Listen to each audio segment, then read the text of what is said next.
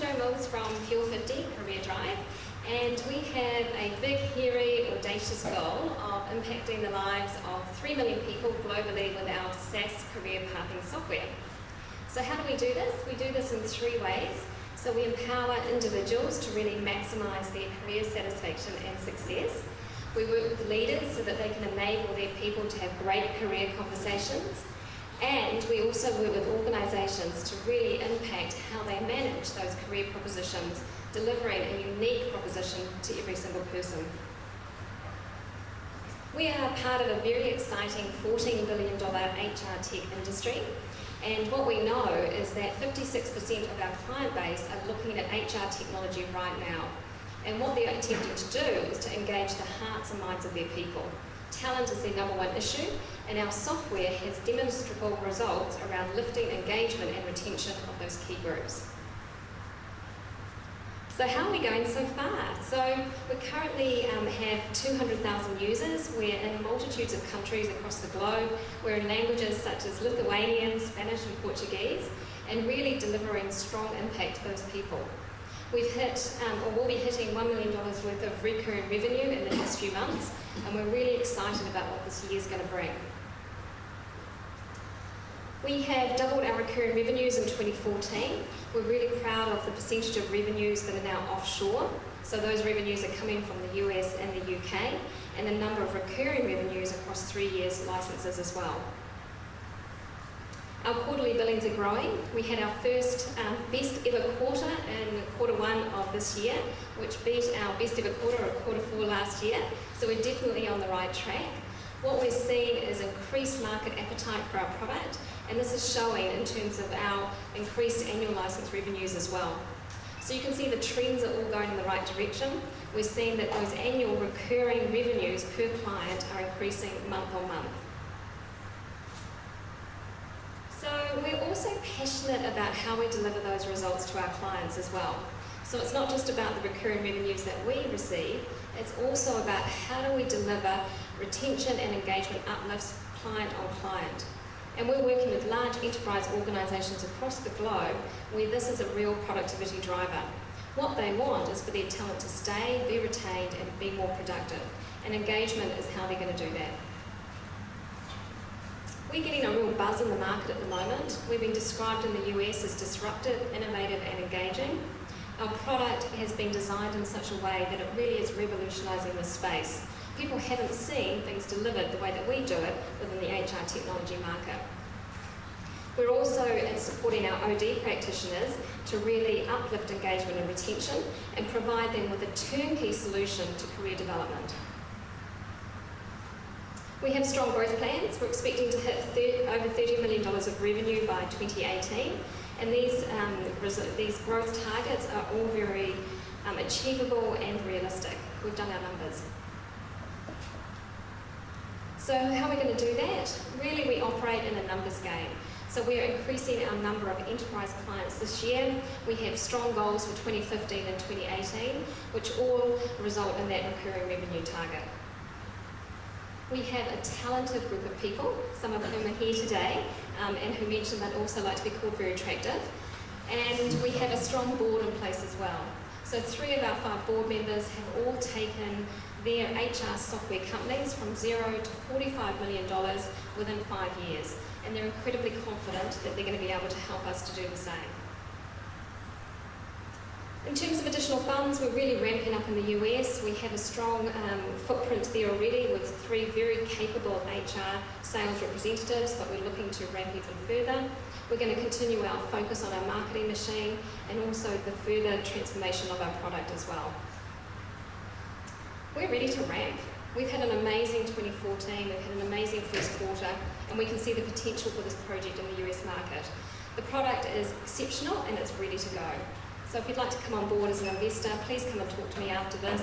I'm happy to talk you through all of the details and have you join us on this ride. Thank you.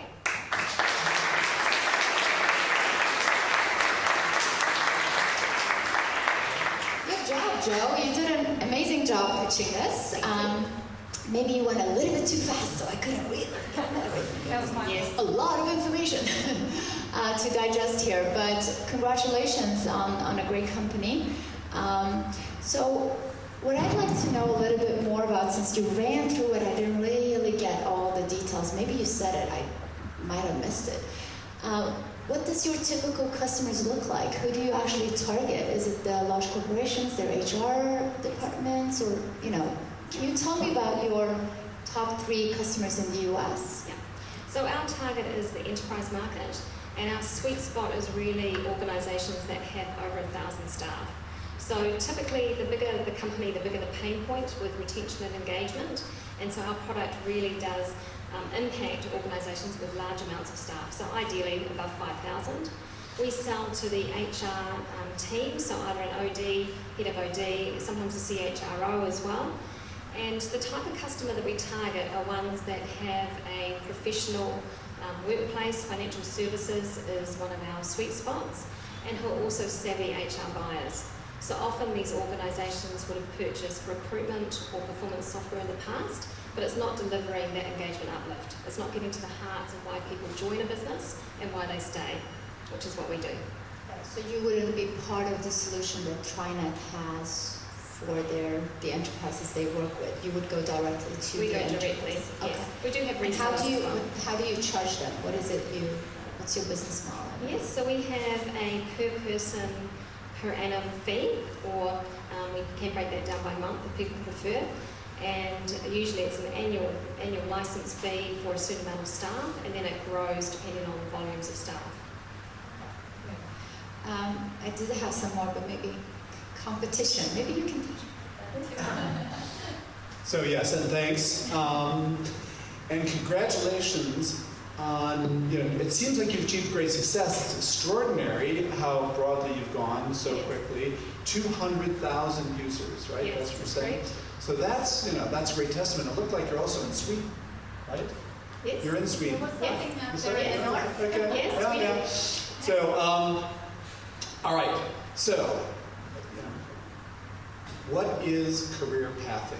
Yes. So what we know is that people want to have a clear line of sight to where they're going to go within an organisation. So when I join a business on day one, I want to know where I'm going to end up and how to get there. And our software provides a clear way to deliver that. We help people go from A to B, to C to D, to F, to G, back again. Okay, so how does software help solve this problem?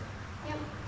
So what we do is we get to the heart of why people want those aspirational changes. So what's going to be a great fit for me in terms of my talents, my motivators, my values, my passions, and then we link that to roles within the organisation. What we're also trying to challenge is that hierarchical nature of career development. Often people think the only way is up, whereas over can also be seen as the new up.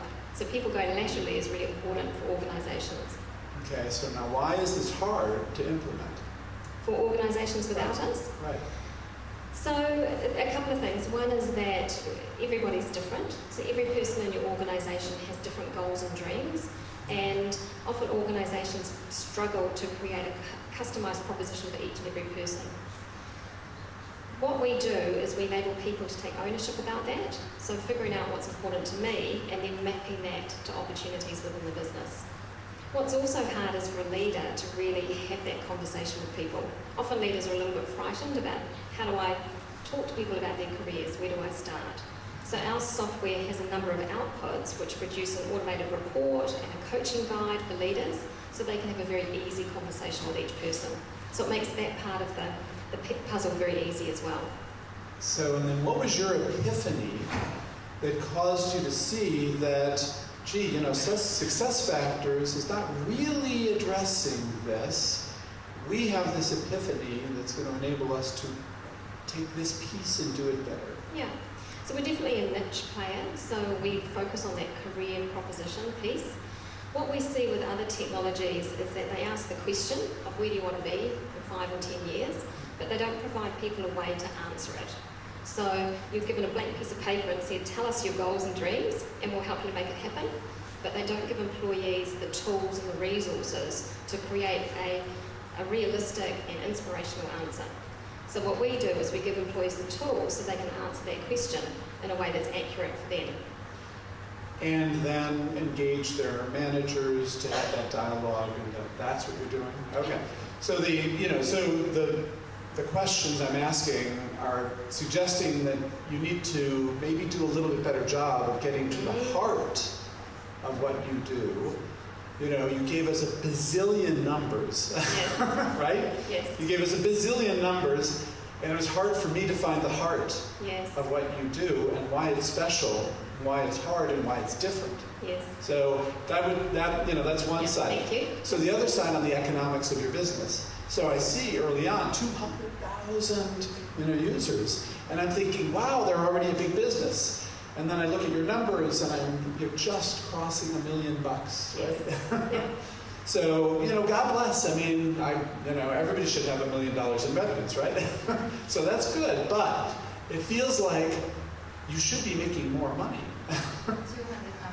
What's what is it? Do you think there's more upside? I mean, you said you were hoping to get from $5 to $7.41 or something like that, right? Yeah. Yeah. I mean, there's got to be more upside than that. Yes, definitely. So I think the US market is definitely very attractive to us for that reason. So we have, really proved our model and our concept in the New Zealand market, where there's a lot smaller companies. So, entering into a market where there is more sophistication around HR technology and the bigger customers obviously mean bigger revenues for us. So that's why that market's incredibly attractive. What we're seeing now is a rapid growth in terms of annual recurring license revenue per customer. And I think that's indicative of the growth that we've been on. So, perhaps we're a little bit naive around our pricing 12 months ago, and that has impacted on our recurring revenue.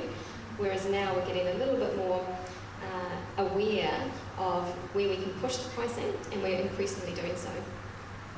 So now a little nitty technical question. Yes. So I looked at your quarterly revenue bars. Yes. And it's really rare to see a recurring revenue model have bars bouncing up and down. Right, yes. So what am I misunderstanding? Do you know my question? Do you understand my question? Yeah. Okay. So what we find is because, and I wonder if this is reflective of our business model in some ways. And Was that bookings or was it revenue? It was revenue. It was revenue? Revenue, Okay. yes, revenue. So because we work in a quarterly cycle in terms of our targets and our quarterly kind of rhythms as a business, what we find is that typically a lot of the revenue does come through at the end of the quarter in terms of those natural behaviours. Because we're dealing with enterprise clients as well, there is certain rhythms within the clients that we're working with that are also crossing through to our revenue cycles. So for example, end of financial years, etc., does impact when those deals close. So often, quarter two is high for us in terms of the New Zealand market, quarter four is very high for us in terms of the US market. So we do see those ups and downs coming through. Okay. Because I want to pursue this unless you have... No, pursue. Is that... Pursue. Okay. So again, in the US, and I don't know if there are any accountants in the audience here who want to, do a revenue recognition discussion here, but Yes. the implication of your bar charts is that your churn rate is horrible, and I don't believe that's true. No, we have less than 2% churn. Okay. So maybe that number was one of the bazillion numbers, but I didn't see your churn rate. Yes. But you have great retention. We have incredible retention. Okay. And revenue growth on those clients as well. Okay. So Yes. then, what's your upsell look like? So we have, we expect to hit 110% of revenue retention for last year's clients this year, Okay. and over 95% logo retention this year. But Okay. So then, just to wrap it up as a feedback, you've got great presence, you've got a great story, a compelling case. It sounds like something highly differentiable.